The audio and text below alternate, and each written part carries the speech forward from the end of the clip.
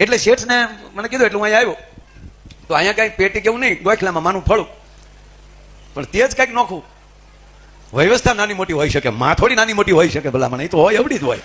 હા, એ કેવો હાડલો હોય એ થોડું નક્કી છે યાર, માં છે એ વાત નક્કી છે. એટલે શેઠને મેં કીધું કે ત્યાં કાંઈ મુકાય એવું બીજું છે નહીં. એટલે અમે અમુભાઈ મિસ્ત્રી છે જ, એ મિસ્ત્રી પાસે મેં દાન પેટી બનાવી પતરાની પ્લેટની. હા, તેથી 300 રૂપિયાની પેટી થઈ અને 700 રૂપિયા મેં પેટીમાં નાખ્યા. એ પેટી અહીંયા મૂકી ગયા. વરહદી પછી ખોલ્યું ને, આમ તો વચ્ચે પાછું એવું છું, પેટી જ કોક લઈને વી ગયો.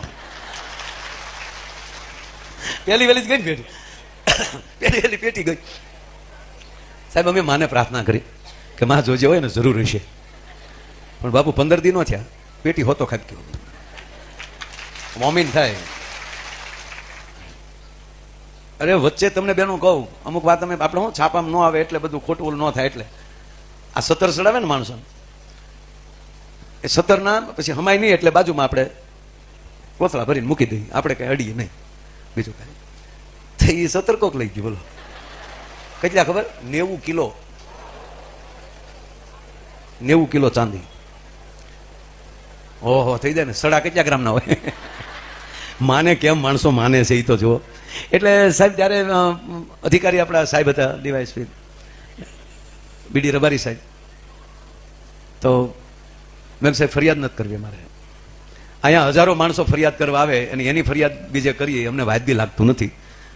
એ લઈ જનારો માનો સોરું હશે ને. મેં કીધું, એને માને કીધું હોય કે માં આ તારી પાસે બધું પડ્યું છે, નથી છોકરા ઘણા માના ઘણા વેચી નાખતા, ઉઠિયાના છોકરા હોય કો, આ તારે હું ઠોળિયા પહેરીને કરવા લાય, છોકરાનો વ્યવહાર કરવો છે. એટલે આપણે માં આપી દઈએ ને, આપી જ દઈએ ને, કે દીકરાનો વરો થતો હોય એટલે આપી દઈએ. ફરી હોય ન હોય ઘરમાં, ઓલા વેવાય વળી વધારે વેલા હર નહીં નાખી દઉં તો અમે બીજો સંબંધ કરીશું. હવે એક તો દીકરીઓ ઘટે ને માંડે આ કોકે પાડી હોય.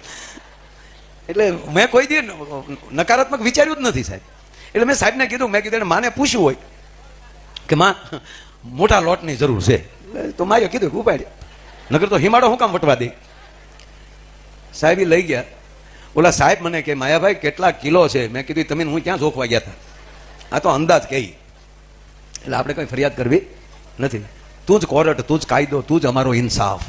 અમારા માટે એમાં મોગલ તું જ કોર્ટ છો, તું જ કાયદો. કાં કરી દે ફેંસલો, કાં કરી દે ગુના માફ, બસ એક જ ભરોસો. એટલે મેં કીધું એ માં કરે બધું, આપણે એને સારું લાગ્યું છે, એવું કર્યું છે, આપણે નિર્ણય કરવા વાળા કોણ? એટલે વાત પૂરી થઈ. બન્યું એવું, એ લોકો ચાંદી લઈને રાજકોટ ગયા.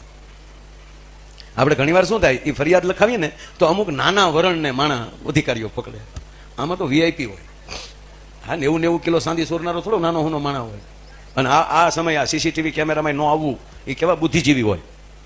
એટલે એ મગજમાં હતું કે આમાં ખોટા નિર્દોષ કપાય, લાગટ કોકને ધોકાવાનું ચાલુ, એ ન કરાય. ઈવડે અહીંયા ચાંદી ગાળ્યું, આ 17 ને બધું ગળાવી નાખ્યું, એની ઈટું બનાવી. ઈટું જ બને, એની સોનાના બિસ્કિટ બને, નાની ઈટો. અને સારી હોટલમાં ઉતરેલા ઈવડાઈ, અને એ ભાગ પાડવામાં બાજ્યા. ભાગ પાડવામાં બાજ્યા ને હામાં ટકા રંગાઈ ગયા. હવે એ ફરિયાદ દાખલ થઈ અને પછી પોલીસે પૂછ્યું તમે બાજ્યા હેમાં લીધા? કે આ ચાંદીમાંથી. ફોન આવ્યો કે આપણું ચાંદી આવી ગયું છે. એ લોકો પકડાઈ ગયા.